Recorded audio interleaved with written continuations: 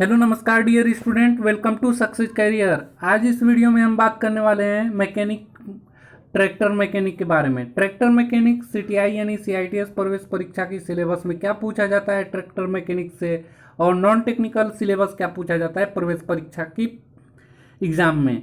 और मैं बताऊंगा इस वीडियो में इंट्रेंस कैसे पास करेंगे, प्रवेश परीक्षा कैसे पास करेंगे ट्रैक्टर मैकेनिक के एडमिशन के लिए सीटीआई में।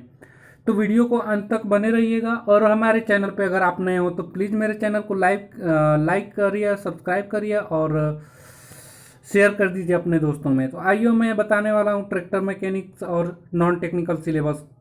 चलिए स्टार्ट करते हैं वीडियो को। देखिए, जो सीआईटीएस यानी कि सीटीआई का एग्ज़ाम पैटर्न है वो ट्रैक्टर मैकेनिक्स के लिए वो क्या हुआ है कि एआईसीईटी द्वारा कराया जाता है, यानी कि all India common entrance test के माध्यम से होता है। वो भी सीबीटी क्या होता है, सीबीटी कंप्यूटर बेस्ड टेस्ट होता है, जिसमें ऑब्जेक्टिव क्वेश्चन होते हैं, मल्टीपल चॉइस क्वेश्चन होते हैं, बहुविकल्पीय प्रश्न होते हैं। प्रश्नों की संख्या जो होती है 100 होती है।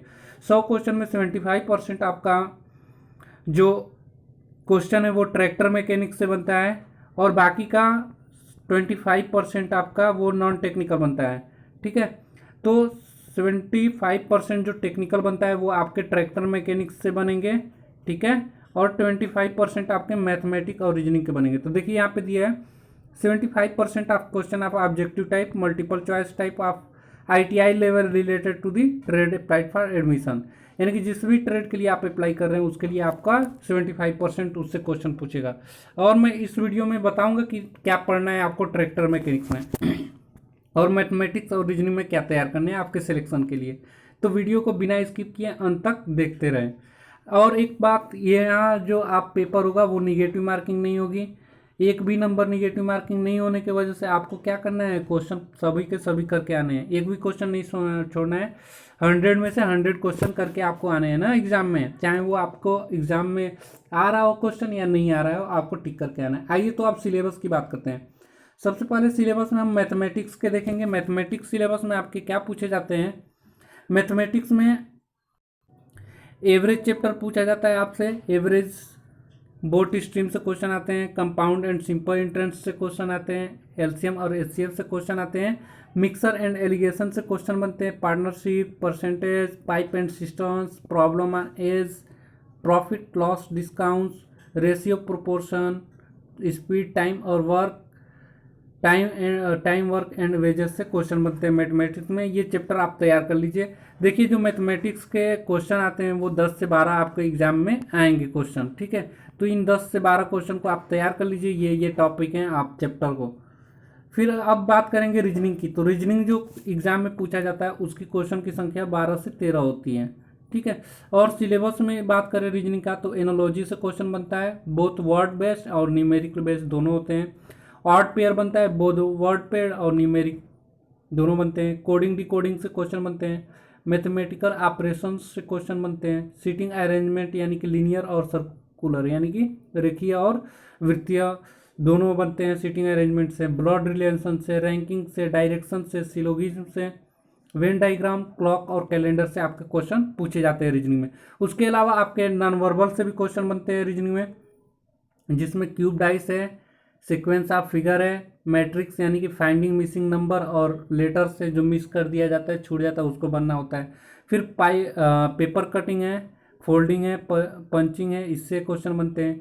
मिरर वाटर रिफ्लेक्शन से क्वेश्चन बनते हैं, यानी कि mirror image time, water image time, या प्रतिबिंब से क्वेश्चन बन जाते हैं, मिरर प्रतिबिंब और वाटर प्रतिबिंब से। उसके बाद आपका configuration, fitting piece, odd piece से भी क्वेश्चन आपके आते हैं एग्जाम में रीजनिंग के। तो मैंने बता दिया 12 से 13 क्वेश्चन होते हैं। और मैथ से कितने क्वेश्चन होते हैं आपके, 10 से 12। ठीक है, और 2-3 क्वेश्चन आपके करंट अफेयर से भी आ जाते हैं ना। जैसे मान लीजिए 10 मैथ से आया, 12 आपका किससे आ जा रहा है, 10 मैथ बना और 12 रीजनिंग से, तो 22 क्वेश्चन हो गए। 2 से 3 क्वेश्चन आपके रीजनिंग के आ जाएंगे। और रीजनिंग बोल रहे हैं, current affair, sorry, current affair के 2-3 क्वेश्चन। तो ये आपका तो 25 क्वेश्चन आपके तैयार हो गए इतने पढ़े तो। बाकी के आपके इंपॉर्टेंट जो है वो 75% है जो आपके ट्रेड से बनेंगे। ट्रेड कौन सा है, आईटीआई लेवल का ट्रैक्टर मैकेनिक से क्वेश्चन क्या बनेंगे सिलेबस में, आइए दिखाते हैं। देखिए ट्रैक्टर मैकेनिकल सिलेबस मैंने सामने रखा हुआ है, ये चैप्टर का नाम रखा हुआ है, उसके अंदर क्या पढ़ना है ये भी मिस मत करिएगा, मैं एक एक के डिटेल से बता रहा हूँ। चलिए सबसे पहले आप तैयार करिएगा main part of an engine, engine के सभी पार्ट को तैयार करिएगा कि cylinder block, cylinder head, piston, और वो किस पदार्थ का बना है, यानी कि सिलेंडर ब्लॉक किस मटेरियल का बना है, सिलेंडर हेड किसका है, पिस्टन किसका बना होता है, रिंग पिस्टन रिंग किसका बना होता है, ये सारी डिटेल से आप इंजन के मेन जो पार्ट हैं उनको पढ़ लीजिएगा। फिर आप पढ़िएगा उसकी फायरिंग आर्डर के बारे में पढ़ लीजिएगा ना, कितने तरह के सिलेंडर होते हैं उनके फायरिंग आर्डर। फिर आप दूसरा पढ़िएगा इंजन ऑपरेशंस। इंजन ऑपरेशन में आपको पढ़ने हैं, पता है क्या क्या पढ़ना है? जो पहला पढ़ना है आपको वो पढ़ना है 4 स्ट्रोक क्या होता है, 4 stroke engine cycle engine, 4 stroke diesel engine क्या होता है, 2 स्ट्रोक साइकिल इंजन क्या होता है ना, 2 स्ट्रोक पेट्रोल इंजन क्या होता है, फिर 2 स्ट्रोक डीजल इंजन क्या होता है। ये इंजन ऑपरेशन से आप पढ़ेंगे इतने टॉपिक को ना, और उसके ऑब्जेक्टिव क्वेश्चन को सारे रट डालेंगे।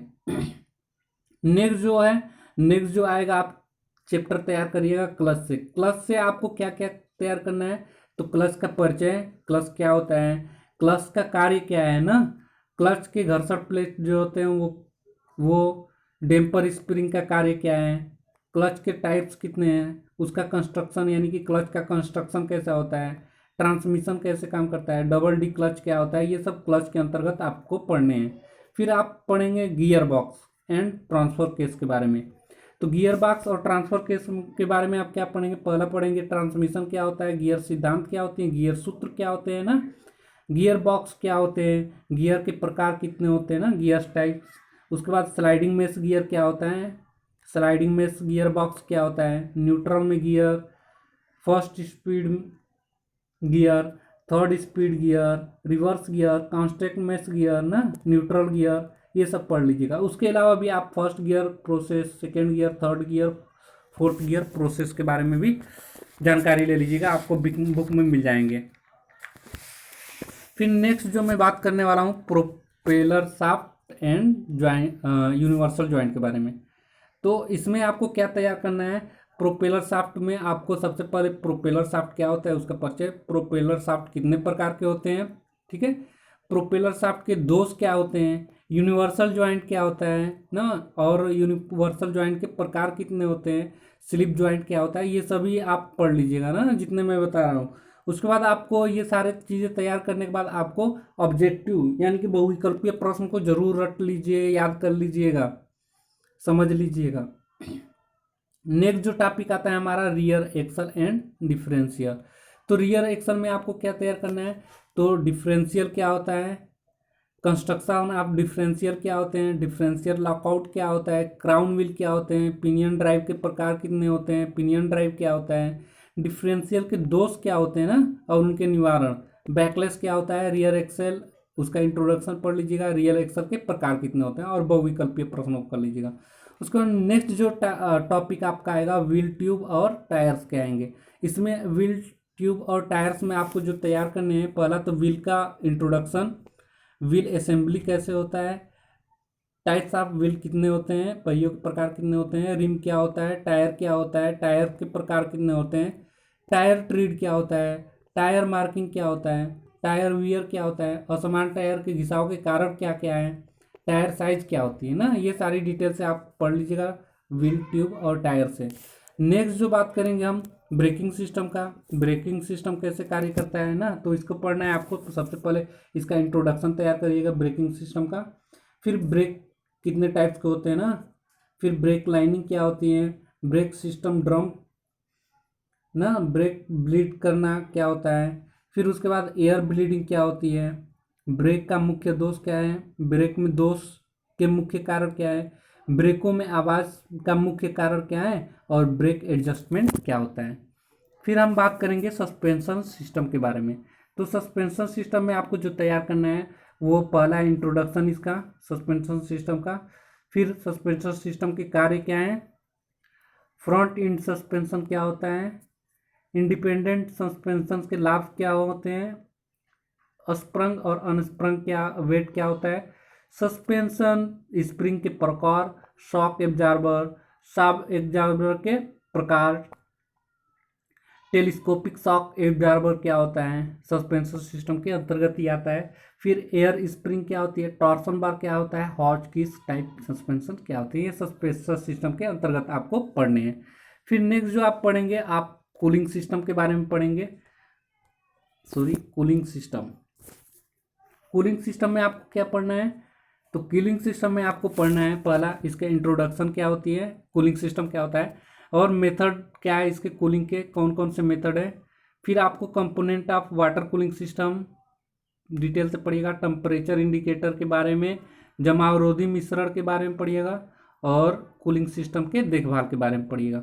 नेक्स्ट जो टॉपिक आपका आएगा इसके अलावा कूलिंग सिस्टम के स्टीयरिंग आएगा। स्टीयरिंग में आपको देखिए बहुत ही बड़ा टॉपिक होता है, इसमें मैं बता दूं स्टीयरिंग सिस्टम फ्रंट एक्सल में आपको जो मुख्य टॉपिक पढ़ना है, पहला तो स्टीयरिंग सिस्टम क्या होता है, स्टीयरिंग सिस्टम की विशेषताएं क्या हैं, स्टीयरिंग सिस्टम के लाभ क्या होते हैं, स्टीयरिंग गियर क्या होते हैं, ओके, स्ट्रिंग लिंकेज क्या होते हैं, हाइड्रोलिक सहायक स्ट्रिंग यानी कि जिसे हम पावर स्ट्रिंग के नाम से भी जानते हैं, उसके बारे में डिटेल से पढ़ लीजिएगा, और पावर स्ट्रिंग के लाभ क्या हैं उसको भी पढ़िएगा ना साथ साथ। और उसके बाद आपको पढ़ना है तो रिवर्सिबल तथा इरिवर्सिबल स्टीयरिंग क्या होते हैं, व्हील अलाइनमेंट क्या होती है, कैम्बर कैस्टर क्या होता है, किंग पिन क्या होता है, झुकाव कितना होता है, टो इन टो आउट पढ़ लीजिएगा।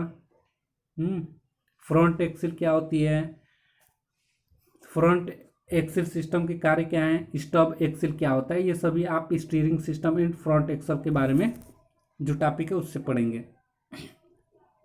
नेक्स्ट जो टॉपिक की हम बात करेंगे लुब्रिकेटिंग सिस्टम।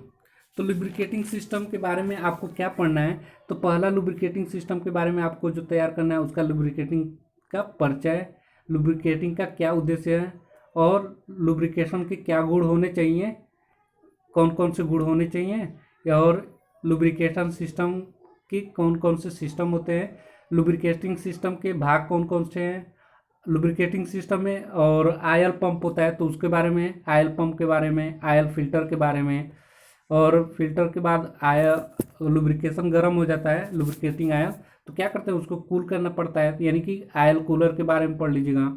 क्रैंककेस वेंटिलेशन के बारे में तैयार कर लीजिएगा, आयल में एडिटिव्स कौन कौन से मिले रहने चाहिए, उससे क्या फ़ायदा, ये सब पढ़ लीजिएगा। और सबसे इम्पोर्टेंट इसमें SAE यानी कि society of automobile engineering number, ठीक है, साई नंबर उसका पढ़ लीजिएगा। तो ये तो लुब्रिकेटिंग सिस्टम था। उसके बाद आपका आएगा नेक्स्ट जो होगा इग्निशन सिस्टम। तो इग्निशन सिस्टम आपको तैयार करने हैं, इसमें इग्निशन सिस्टम क्या होता है ये तैयार करिएगा, ठीक है, इग्निशन सिस्टम क्या होता है। दूसरा तैयार करिएगा इग्निशन सिस्टम के प्रकार कितने हैं, ठीक, जैसे electronics ignition system, coil ignition system, battery ignition system, ये सब ना। फिर आपको हाफ इफेक्ट सेंसर क्या होता है, इग्निशन कॉइल सिस्टम क्या होता है, डिस्ट्रीब्यूटर क्या होता है ना, स्पार्क प्लग क्या होता है, कंटेक्ट ब्रेकर क्या होता है, ये सभी आपको किस में पढ़ने हैं, इग्निशन सिस्टम के अंतर्गत पढ़ने हैं, स्पार्क प्लग भी ना। फिर आप पढ़ेंगे इंजन फ्यूल, इंजन फ्यूल भी तैयार कर लीजिएगा क्योंकि हमारा इंजन चलेगा ही नहीं, फ्यूल का नॉलेज नहीं होगा तो हम इंजन चलाएंगे कैसे, कौन से इंजन में कौन सा फ्यूल चाहिए सब। तो फ्यूल कितने प्रकार के होंगे, आप पहले तो फ्यूल कौन सा होता है जिसे हम अपने ईंधन के अंदर जैसे जैसे petrol, diesel, gasoline, LPG, CNG, तो ठीक है। तो गैसोलीन में मैंने बोला तो गैसोलीन का उत्पादन क्या होता है उसका इंट्रोडक्शन पढ़ लीजिएगा, और उत्पादन प्रोडक्शन कैसे होता है, गैसोलीन के क्या क्या गुण होते हैं, डीजल फ्यूल के क्या गुण हैं, पेट्रोल फ्यूल के क्या गुण हैं, लिक्विड पेट्रोलियम गैस क्या होता है, नॉकिंग क्या होता है, नॉकिंग या डिटोनेशन को प्रभावित करने वाले कारक क्या हैं, पूर्व प्रज्वलन यानी कि प्री इग्निशन क्या होता है, octane number, cetane number, diesel knock, ये सब पढ़ लीजिएगा, और CNG के बारे में पढ़ लीजिएगा। उसके बाद इंजन जो फ्यूल है उससे निकलने वाले हानिकारक जो प्रदूषक पदार्थ है वो कौन कौन से होते हैं, ये सब पढ़ लीजिएगा, याद कर लीजिएगा इसके ऑब्जेक्टिव को। फिर लास्ट में आपको बैटरी चैप्टर तैयार करना है। बैटरी में आपको क्या पढ़ना है कि बैटरी क्यों लगाया जाता है, बैटरी का कार्य क्या है, बैटरी हमारा कैसे वर्क करता है, उसमें इलेक्ट्रोलाइट क्या होता है, ये क्योंकि इंजन देखिए स्टार्ट करने के लिए तो हमें बैटरी का सहारा ही लेना पड़ता है, जब इंजन स्टार्ट हो जाए तब तो बैटरी वर्क नहीं पड़ता, लेकिन स्टार्टिंग के लिए बैटरी बहुत ही इंपॉर्टेंट, तो बैटरी के बारे में पढ़ लीजिएगा। तो मुझे उम्मीद है कि मैं आपको tractor mechanic trade syllabus CITS exam ठीक है, यानी कि CTI इंट्रेंस एग्जाम के सिलेबस को पूरी तरह से डिस्कस किया। और हमें उम्मीद है कि ये वीडियो आपको पसंद आया होगा। कैसा लगा मुझे कमेंट बॉक्स में बता दें, और इस वीडियो को अधिक से अधिक शेयर करिए दोस्तों, और पसंद आया हो तो प्लीज़ लाइक कर दीजिए। यही आपका लाइक और कमेंट हमें मोटिवेशन करता है। और अगर चैनल पर नए होंगे तो प्लीज़ सब्सक्राइब कर लीजिए। Thanks for watching.